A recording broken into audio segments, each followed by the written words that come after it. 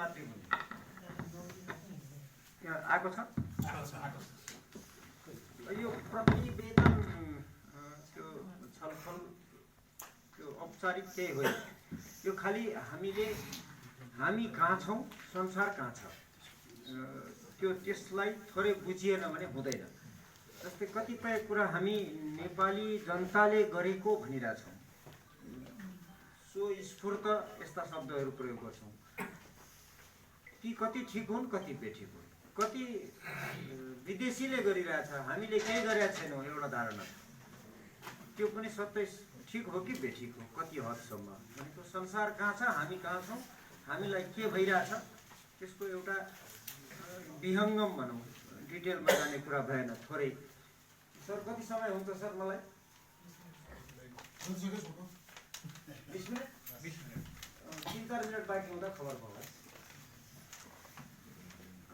मैले चाहिँ अलिकति विश्व शक्ति समीकरण कसरी चल्दैछ र त्यसले हामीलाई देखिने गरी, हामीले अनुभव गर्ने गरी के भइरहेछ, मोटामोटी मेरो अध्ययनले देखाएको कुरा।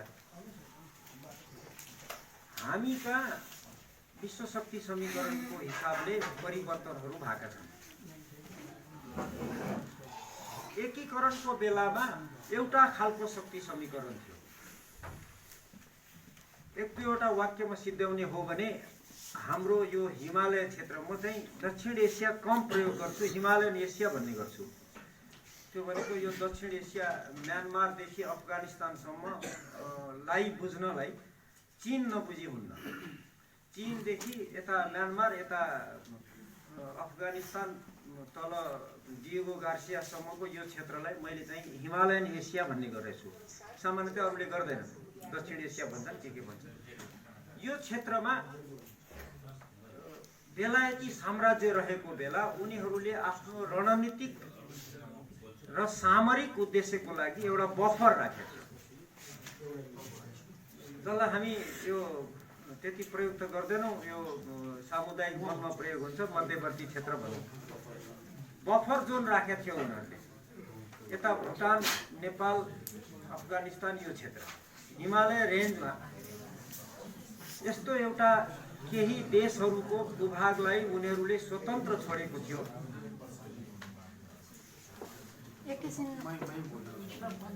उनीहरूले त्यो बेला हामीले हाम्रो दृष्टिकोणबाट हेर्दा चाहिँ हाम्रो बहादुरीले हाम्रो देश जोगाए। त्यो इतिहास पढ्नुपर्छ, लेख्नुपर्छ। म बलियो नभए पनि बलियो छु भन्नुपर्छ। बाउको लागि छोरो जहिले पनि राजै हुन्छ, त्यो एउटा पाटो। तर रियलिस्टिक एप्रोचबाट हेर्दाखेरि हाम्रो यो क्षेत्रको देशहरू जोगिएको, साम्राज्यको अधीनमा हामी जस्ता नगएको, अफगानिस्तान जस्तो नगएको कारण चाहिँ विश्व शक्ति समीकरणको उनीहरूको रणनीतिक काम हो त्यो। अनि त्यही क्रममा त्यो रणनीतिक हिसाबले यो क्षेत्रलाई यिनीहरूले बफर राख्दैछन् भन्ने हाम्रा पृथ्वीनारायणले बुझे, त्यसैले एकीकरण भयो, नभए हुन्थेन। यो रियलिस्टिक जियोपोलिटिकल एस्पेक्टबाट विश्लेषण गर्दा। अब एकैचोटि म पर जम्प गर्छु 2007 सालमा। 2007 सालको परिवर्तन 1945 को दोस्रो विश्वयुद्धपछि मात्रै भएको थियो, जब भारत भन्ने नयाँ देश जन्म्यो र विश्व साम्राज्य समाप्त भएको थियो बेलायतको। र त्यो सुरु भएको थियो दोस्रो विश्वयुद्ध समाप्त हुने, र दोस्रो विश्वयुद्ध समाप्त भएपछि विश्व एउटा नयाँ व्यवस्थामा गयो। त्यो नयाँ व्यवस्था थियो ब्रिटन वुड्स 1944 को। ब्रिटन वुड्स भन्ने जुन एउटा सम्झौता भएको थियो अमेरिकाको नेतृत्वमा, त्यो आजसम्म चल्दैछ। त्यसैले विश्वमा नयाँ व्यवस्था ल्यायो। युरोपमा शान्ति भयो, एसिया अफ्रिकामा नयाँ देशहरू जन्मे, साम्राज्य युरोपका साम्राज्यहरू सकिए। त्यसपछि हामी कहाँ परिवर्तन भयो। त्योभन्दा अगाडि कोसिस भएका थिए, असफल भएका थिए। भारत भन्ने देश जन्मेपछि मात्र। इतिहासमा इफ्स एन्ड बट्स हुँदैन, तर यदि इफ्स एन्ड बट्स भनेर हेर्ने हो भने त्यो ब्रिटन वुड्स नहुन्थ्यो भने नेपालमा सायद राणा शासन अझै रहन्थ्यो। जियोपोलिटिकली यो हामी नेपाली जनताले क्रान्ति गरेर 7 साल ल्याएको यो भ्रम हो। विश्व शक्ति समीकरणले हामीलाई प्रयोग गर्यो। त्यसपछि फेरि जम्प गर्नुहोस् 36 सालमा कोसिस गऱ्यौँ हामीले, सत्ता फाल्ने कोसिस गरे हो। मानिसको भिडको सङ्ख्याले हेर्ने हो भने 46 सालभन्दा 36 सालमा ठुलो भिड देखाएको हो मैले कलेज बाटामा। म कलेज पढ्थेँ, आइए पढ्थेँ मोरङ कलेजमा। जनताको भिडको टाउको गन्ने हो भने होइन देव सर, मानिसको सङ्ख्या 36 सालमा ठुलो, तर परिवर्तन किन भएन? सत्ता पर्लकी त पल्टेन, जनमत सङ्ग्रहमा गयो, अलमरियो। किनभने त्यतिखेरको त्यो शीत युद्ध कायम थियो, चेन्ज भइसकेका थिएन। त्यसैले हामी के पनि गर्न सकेनौँ, यहाँ उर्लेर केही हुँदैन थियो। हामी गुइठा उफ्रे जस्तो मात्रै भयौँ 36 सालमा। 46 सालमा परिवर्तन भयो। त्यो ब्रिटेन वुड्सदेखि चल्दै आएको दुई ध्रुवीय विश्व शक्ति समीकरण जुन थियो मस्को र वासिङटनको नेतृत्वमा, त्यो ब्यालेन्स बिग्रियो। सोभियत युनियन कोल्याप्स भयो। 89बाट सुरु भयो बर्लिन वालदेखि। सोभियत युनियन कोल्याप्स हुने बित्तिकै अमेरिकाले आफ्नो किसिमले संसार चलाउन थाल्यो। त्यसपछि हामीका परिवर्तन भयो। ठ्याक्कै टाइमिङ त्यो भयो। अनि नेपालको इतिहासमा संवैधानिक इतिहास सुरु भएको 2004 सालदेखि हो सम्भवतः। त्यहाँदेखि यता, त्योभन्दा उता त हुकुमको शासन भनौँ, त्यो बेलाको इतिहासै त्यही हो। अहिलेको कुरा खोज्न मिलेन। जबबाट हामीका संवैधानिक इतिहास सुरु हुन्छ 2004 सालबाट, हामीका जहिले पनि त्यो शासक जो छ त्यसले उसको भरमा देश थियो। देशलाई नोक्सान हुने गरी अथवा देशै सिद्धिने गरी, अघि सरले भन्नुभएको थियो कश्मीरको कुरो उठेको छ, इतिहासमा छ कश्मीरको राजाले सही गरेर भारतमा मिलायो भनेको। एउटा शासकको हातमा सिङ्गै देश थियो। तपाईँ हाम्रो त्यो साराना जग्गाको लालपुर्जा जस्तो। तर 4 सालदेखि यता पनि त्यही रह्यो कायम। 4 सालको संविधान जारी भयो, लागू भएन। 7 सालको संविधानमा पनि शासक एउटा छ, उसैको अधीनमा सबै थियो। उसले जहाँ सही गरे पनि हुन्थ्यो। त्यसैले त 1950 को सन्धि आजसम्म हामी पालना गर्न बाध्य छौँ। भने एकैचोटि 47 सालको संविधानमा नयाँ व्यवस्था सुरु भयो नेपालमा, जसमा शासकलाई संविधानले अविश्वास गर्यो। त्यहाँ 2047 सालको संविधानमा एउटा व्यवस्था राखियो 126 धारामा, जसमा नेपालको सार्वभौम सत्ता, क्षेत्रीय अखण्डता र स्वतन्त्रतामा प्रतिकूल असर पर्ने गरी सन्धि सम्झौता गरिने छैन भनेर लेखेको छ। यदि कसैले गर्यो भने, कुनै शासकले, त्यो शासक भनेको राजा हुन सक्थ्यो, प्रधानमन्त्री हुन सक्थ्यो, सिङ्गै संसद हुन सक्थ्यो, 2/3 मात्रै किन सर्वसम्मत हुन सक्थ्यो, त्यो गर्यो भने पनि अन्तर्राष्ट्रिय कानुन र मान्यता अनुसार बदर हुन्थ्यो। त्यो व्यवस्था नेपालको इतिहासमा पहिलो पटक राखियो। त्यो अन्तर्राष्ट्रिय शक्ति समीकरणको प्रभाव थियो। र आज पनि यो संविधानलाई धेरैले टाउको दुखाइरहेछन्। हामीले त हाम्रो कुरा गरे होइन, मैले इन्टरनेसनल रिलेसन्स र हाम्रो पोलिटिकल सिस्टमको मात्रै, हाम्रो सङ्गठनभित्रको मैले कुरा गरे होइन। यो त सबै जाओस्, हामीले चाहेको संविधान, हाम्रो त अभियानै भइहाल्यो। हाम्रो लक्ष्य नै त्यही भइहाल्यो। यो संविधान धेरैलाई टाउको दुखेको छ। यो संविधान ठिक हो भन्नेलाई पनि, र कारण त्यही हो। त्यो धारा 126 मा जे थियो 47 सालमा, 2063 सालको संविधानमा त्यही लेखियो। र त्यही धारा अलिकति भाषा फरक छ, अहिलेको संविधानमा पनि छ 72 सालको। त्यसले कठिनाइ भएको छ। अब 52 देखि 63 सम्म एक थोक चल्यो नेपालमा।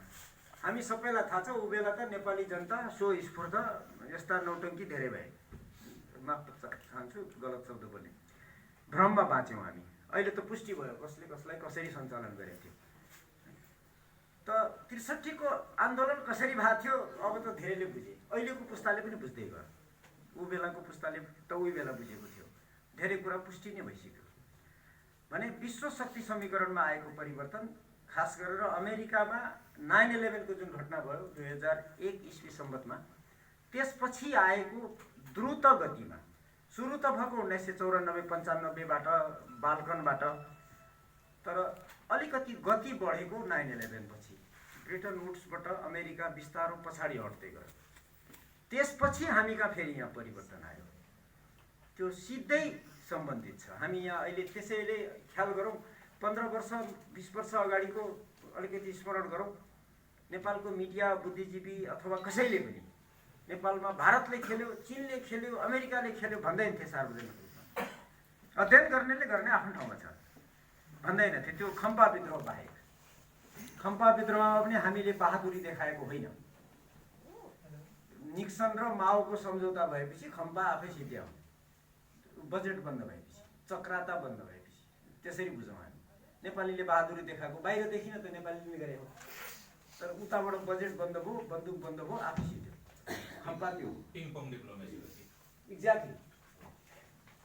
जब तपाईँको त्यो निक्सनले किसिन्जरलाई गोप्य रूपमा त्यहाँ पठाएर 71 मा सम्झौता भयो, त्यसपछि हाम्रा खम्पा आफै सीतारामबाट आउनु। त्यसरी बुझौँ हामी। नेपाली सेनाले वा नेपाली शासकले बहादुरी देखाएर खम्पा विद्रोह समाप्त पारेको होइन, यिनलाई प्रयोग गरे। रणनीति उहाँ थियो, वासिङटनमा बनेको र बेजिङमा बनेको। त्यसले हामीलाई असर पारिरहेछ। 62-63 मा त्यही भएको हो। संविधान बन्ने क्रममा पहिलो संविधान सभा असफल भएर दोस्रो संविधान सभाले बल्ल बल्ल संविधान बनाउने सब क्रममा धेरै कुरा पहिले अलि धेरै कुरा गोप्य रहन्थे, आजकल अलिअलि चुइन थालेछन्। तैपनि सबै कुरो चुहुन्न। म चाहिँ स्क्रिन सेभर भन्ने गर्छु। म जियोपोलिटिक्सको विद्यार्थी। स्क्रिन सेभर त्यो कम्प्युटरमा झिलिकमिलिक देखिने र भित्र हार्ड डिस्कको डेटाको कुनै सम्बन्ध हुँदैन। संसार त्यसरी चल्छ। त त्यो अनुसार हामी चल्न सकेनौँ भने हुँदैन। त अब कहाँ जान्छ त?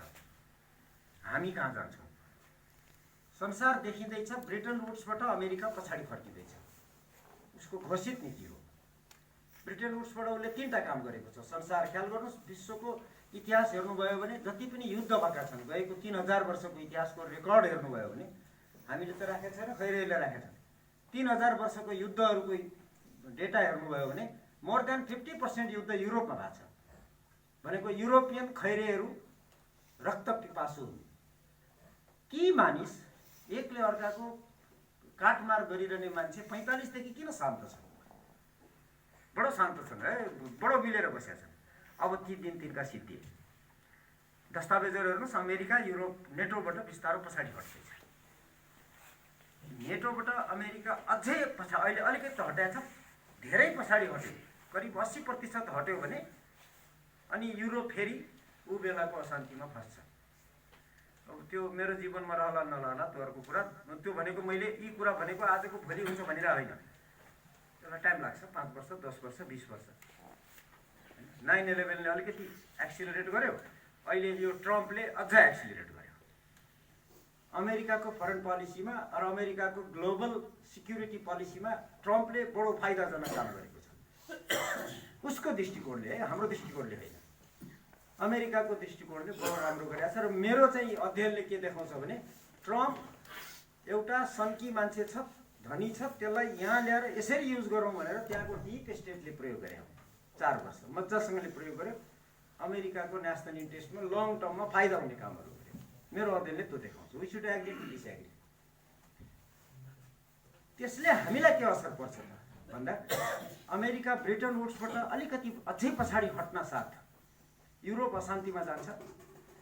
अनि ग्लोबल तपाईँको यो ब्लू वाटर के भन्छ, के इन्टरनेसनल सी लेन भन्छ, इन्टरनेसनल सी लेनको प्रोटेक्सनको ग्यारेन्टी अमेरिकाले गरेको छ। Bretton Woods high sea international high सीको त्यो के भन्छ सी लेन भन्छ। यो संसारमा समुद्रमा हिँड्ने, व्यापार गर्ने, सेना लिएर हिँड्ने जेसुकैको लागि त्यसको सुरक्षा संसारका सबै देशलाई उसले सुरक्षा ग्यारेन्टी गरेको छ 45 देखि आजसम्म। र उसँग क्यापासिटी छ 24 घण्टाभित्र पृथ्वीको कुनै पनि ठाउँमा फुल फ्लेज सेना लिएर जाने हैसियत छ अमेरिकाको। संसारको कुनै पनि देशको छैन आज 45 देखि आजसम्म। नजिक भएको चीन हो र चीन अन्तर्राष्ट्रिय इन्टरनेसनल वाटर्स प्रोटेक्सन गर्न सक्ने हैसियतमा पुग्न अहिलेको स्पिडमा 50 वर्ष लाग्छ चीनलाई। युरोपियनहरू त अझ पछाडि छन्। त अमेरिका इन्टरनेसनल सी लेनको प्रोटेक्सनबाट बिस्तारो पछाडि हट्दैछ। उनीहरूको दस्तावेजले देखिँदैछ। त्यो हुने बित्तिकै फ्री ट्रेड भन्ने छ नि संसारभरि, केही देशहरू अरबपति खरबपति भएका फ्री ट्रेड उदाहरणको लागि हाम्रो छिमेकी चीनले हार्डवेयर बेचेर पैसा कमाएर धनी भएको। त इन्टरनेसनल सी लेनको प्रोटेक्सन भएन भने त्यो जान्छ, हावा खान्छ। अनि के हुन्छ भन्दा क्षेत्रीय अशान्ति बढ्छ अबका दिनमा। भनेको भारतले हातखुट्टा चलाउन थाल्छ। यसले आफ्नो वरिपरि भारतले हातखुट्टा चलाउने ठाउँ थोरै छ। उत्तरतिर छँदै छैन, उसले सक्दैन। पूर्वतिर गाह्रो छ उसलाई। उता फेरि त्यही भएर स्ट्रिङ अफ पल्स भन्ने इन्डियनहरूले भन्ने गरेका छन्। चीनले म्यानमारमा बसिसक्यो, पाकिस्तानमा बसिसक्यो, उता गरिसक्यो। भारतको हातखुट्टा चलाउने ठाउँ थोरै छ, तर उसले चलाउँछ। जति छ भुटानमा, नेपालमा उसले बढी चलाउँछ हातखुट्टा। उसले चाहेको किसिमले काम गर्न कोसिस गर्छ। उसको नेसनल इन्ट्रेस्टलाई त्यो जरुरी हुन्छ।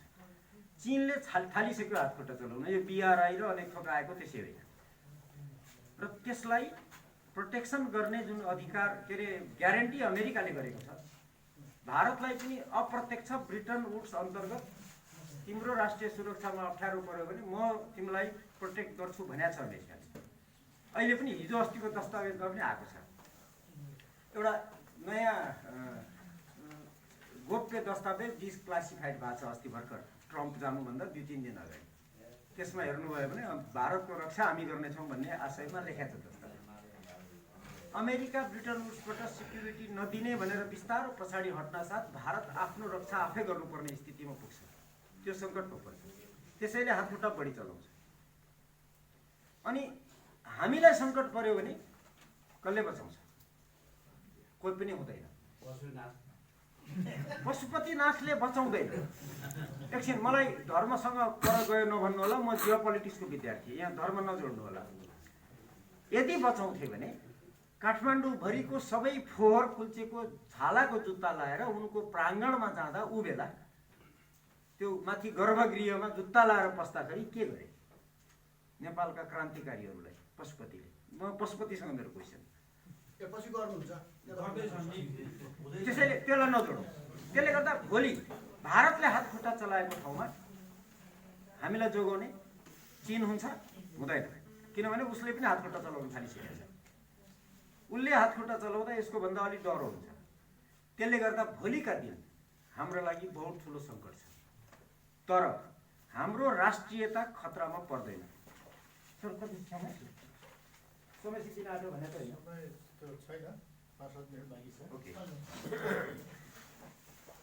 हाम्रो राष्ट्रिय सार्वभौम सत्ता, क्षेत्रीय अखण्डता र स्वतन्त्रता मासिने सम्भावना मैले देख्दिनँ जियोपोलिटिकली। किनभने नेपाल विश्व शक्ति समीकरणमा महाशक्ति राष्ट्रको अनसिङ्केबल एयरक्राफ्ट क्यारियर भन्छौँ हामी राजनीति शास्त्रमा।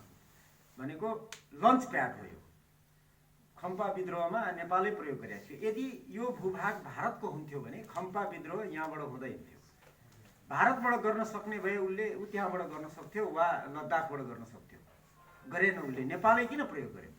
उही बेला थाहा थियो। अघि हिजो बेलुका त्रिपाठी सरले एउटा भन्नुभएको मैले अहिले सरलाई कोट गर्न चाहेँ। 1955मा युएनको मेम्बर सिक्युरिटी के अरे युएनको मेम्बरसिप नेपाललाई दिन अमेरिकाले त्यत्रो धेरै प्रयास आजको लागि गरेको थियो। 1955मा भनेको 65 वर्ष अगाडि जे गरेको थियो त्यो आज गर्दैछ प्रयोग। र यो अनसिङ्केबल एयरक्राफ्ट क्यारियरको रूपमा नेपाललाई प्रयोग गर्न अमेरिकाले गर्दैछ। अहिले पनि, भोलि पनि गर्छ र भोलिका दिनमा अझ बढी प्रयोग गर्छ। भारतलाई ठेक्का लाउन, यसलाई हातखुट्टा धेरै चलाउन नदिन। हिजो अस्तिको दस्तावेजले पनि देखिसक्यो भारतलाई कच्याउने भन्ने आशय छ त्यहाँ। अस्ति भर्खरको कति 350 पेज जतिको डकुमेन्ट आएको छ, पोम्पियोले सार्वजनिक गरेका छन्। त्यसले देखिन्छ चीन विरुद्ध त उनीहरू सार्वजनिक रूपमा बोलेकै छन्। प्रयोग गर्ने नेपाल मात्र होइन, अरू ठाउँमा पनि गर्छन्, तर नेपाल त्यो।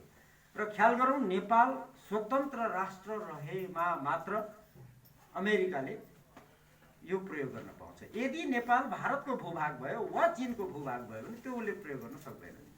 त्यसैले नेपाल अहिलेकै अवस्थामा स्वतन्त्र राष्ट्र रहिरहनु अमेरिकाको लागि आवश्यक छ। त्यसैले हाम्रो प्रोटेक्सन त्यसले गर्छ। उसको मायाले होइन, नेपालीको मायाले होइन। उसलाई यो भूभाग चाहियो। यो भूभागमा भएका सबै मान्छे मरुन्, उसलाई मतलब छैन।